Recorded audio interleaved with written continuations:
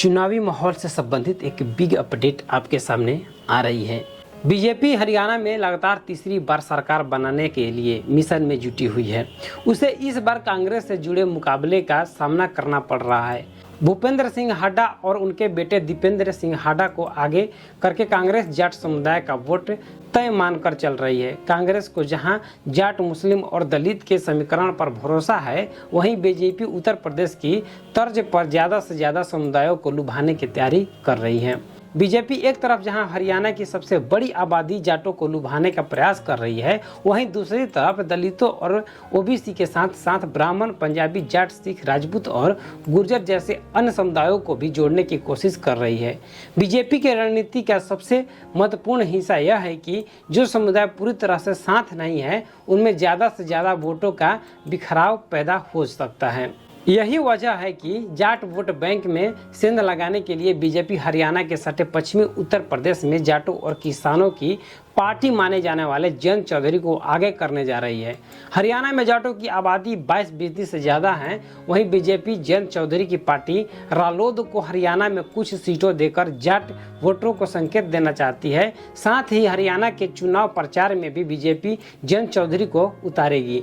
दोस्तों, बहुत बड़ी अपडेट सामने आ रही है। चुनावी माहौल है।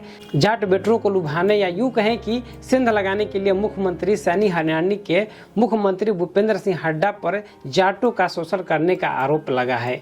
आगे आपको बता दूं, सैनी ने कहा है कि हुड्डा 2005 से 2014 के बीच लगभग 2 बार मुख्यमंत्री रहे। इस दौरान हुड्डा ने जाटों का शोषण किया। सैनी तो यह भी कह रहे हैं कि उन्हें हर हाल में तो शाम में एक रैली की थी, जिसमें जाट समाज ने खुले तौर पर हाथ उठाकर कहा है कि वे बीजेपी को वोट देंगे।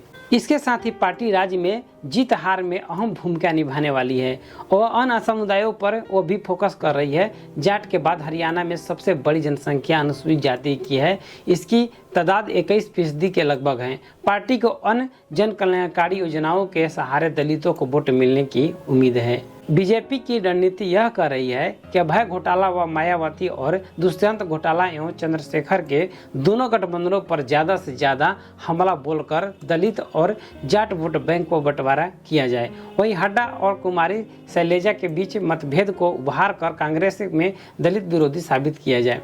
ब्राह्मण समुदाय लुभाने के लिए बडौली को कमान सैनी जाटों में देशभक्त बताकर जाट के साथ साथ किसान समुदाय का भी भरोसा जीतने की कोशिश की है। ओबीसी समुदाय में लुभाने के लिए पार्टी के पास ओबीसी का मुख्यमंत्री चेहरा है ही। साथ ही ऐसे बीजेपी को लगता है कि ओबीसी एक समान एकजुट होकर उससे वोट करेगा। साथ ही आबादी में 7.5% हिस्सेदारी रखने वाले ब्राह्मण समुदाय को लुभाने के लिए पार्टी ने अपने ब्राह्मण नेता मोहन लाल बडौली को हरियाणा का प्रदेश अध्यक्ष बनाया है।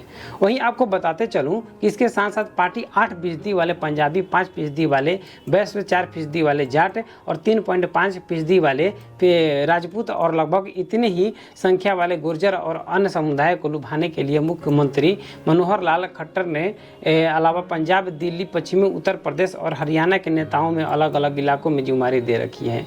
मुझे उम्मीद है कि यह जानकारी आपको पसंद आई होगी। धन्यवाद।